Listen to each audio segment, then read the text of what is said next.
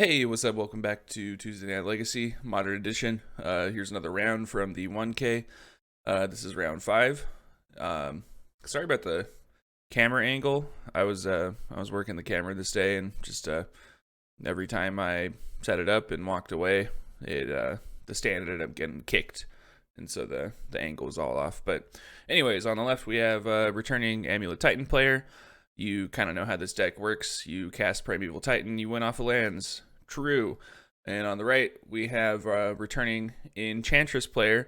Again, this is cast a bunch of enchantments, count them, and then make mana or attack for however many enchantments you have.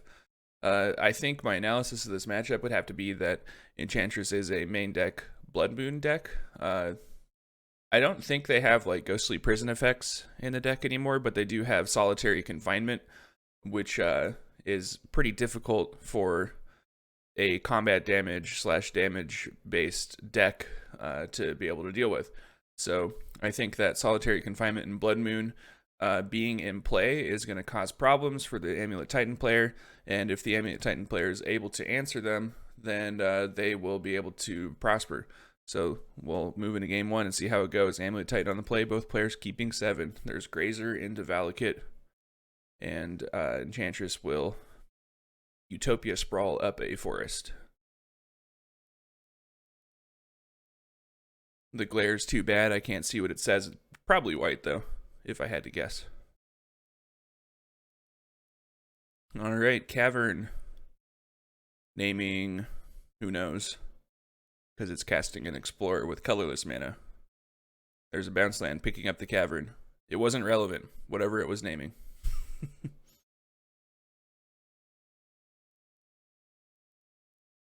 Here you go, Enchantress Shocking. That's first blood, I believe. No, Enchantress is at 17 because they fetched once. And there's Presence. Get an early start on the engine. There's Cavern again. And we're going to go ahead and play a Dryad. And then lay out a fetch with the extra land. And what's this Pact grabbing? I would have to imagine. Oh, he pacted. He just grabbed Pact with the Teleria West. Sorry. That's what the tap 3 was for. Making blue out of those lands because of the Dryad. There's Sithis, grabbing some extra cards. On Thin Ice. Trigger draw a couple cards. Exile the Dryad. This is going to cut off the Valakut triggers. And Utopia Sprawl. Another couple of cards and some life. I see a couple of those mana boys in there. 3 of them, it looks like. So, assuming that there is a and there's a win con in there somewhere, it's looking like time is running low for the Titan player. But here comes Summoner's Pact for Titan. No Amulet out, so this thing is not going to have haste. So the land grabbed is going to be Teleria West to go ahead and potentially grab another Titan in a turn or two. Alright, here comes On Thin Ice, grabbing the Titan.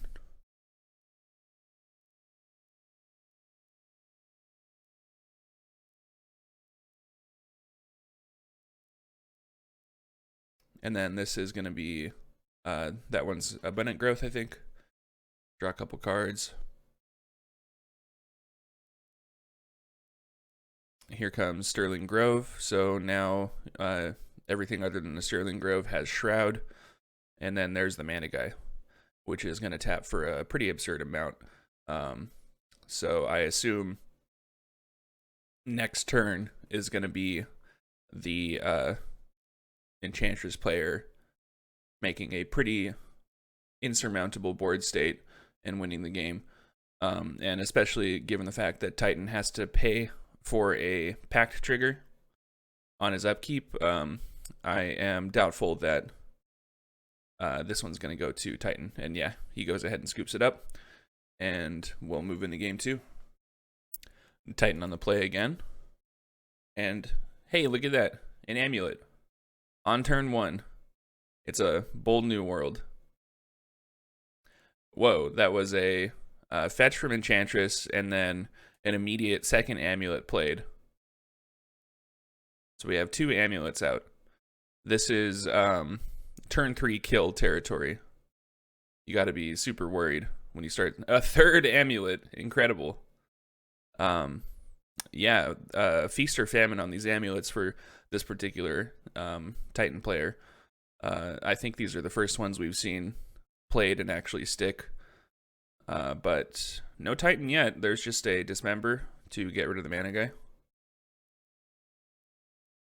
There's Sithis, and no removal, just a good old-fashioned abundant growth, or abundant growth. I do see a Blood Moon in hand, though, so we have a bit of a time limit here in terms of being able to get this Titan out.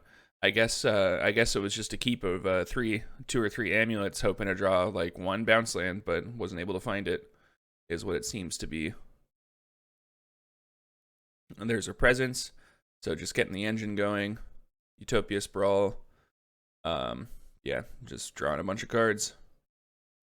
Force of Vigor to kill 2 of the amulets, pitching a card. Looks like that was a Sterling Grove that went into exile. There's Teleria West coming into play. Oh no, he changed his mind here. What to do? Yeah, Teleria West. Or is that how that works? I'm a little confused here. I'm not sure what land that is. Must be a bounce land. Bounce land and Beseiju tap for a Dryad. And there's Blood Moon. So unless he's got a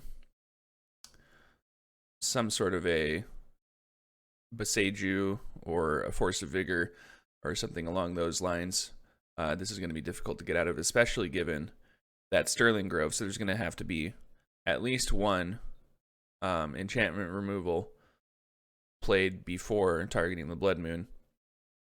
Yeah, things aren't looking great with this low land count here. Dryad does help, though. That gives him access to colors. But there's another on thin ice to get rid of it. And we're just slowly but surely coming to another inevitable board state here. Yeah, double Sterling Grove. Unless there's some sort of a wipe spell of some sort that I'm not thinking of. I don't think they play Fracturing Gust or anything like that, but if there were an enchantment wipe spell, that would be the only way out of this situation, I think. But again, given that this is the final game in a Comp REL event, we will play it out and make the Enchantress player actually win. There's another Force of Vigor to get rid of the last amulet.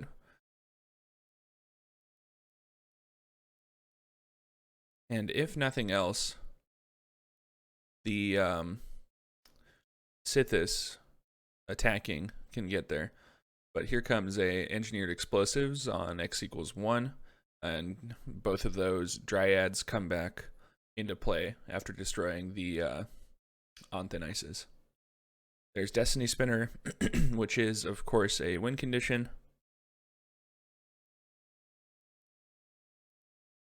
Taps for Sanctum Weaver taps for quite a bit of mana.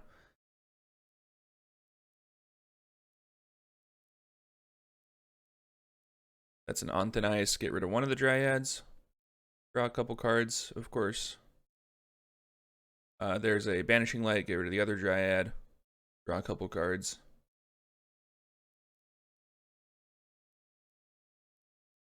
This is always kind of a funny spot in the Enchantress game where every time you cast a removal spell or anything, some kind of a mana accelerant, you're drawing more cards than you've spent to do the thing.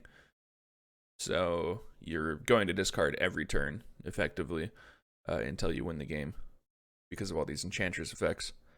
I do think that decking is actually a concern sometimes for these decks, but as long as you are able to lock things out in this kind of a situation, you know, the Blood Moon and the and all the removal, getting rid of the creatures, as long as you're able to do that kind of a thing, and you just play enough of the mana guys and have a Destiny Spinner out, you're able to win before you deck yourself. You just have to plan ahead a little bit, is what it comes down to.